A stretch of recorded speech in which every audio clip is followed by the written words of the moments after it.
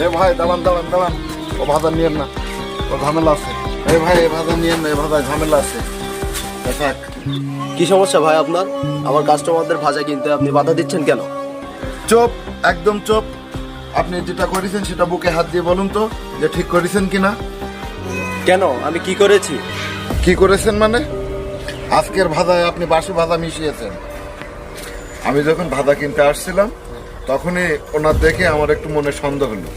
হওয়ার পরে দেখি উনি ফালুক ফুলুক করতেছে, আমি সাথে সাথে আড়ালে চলে গেলাম।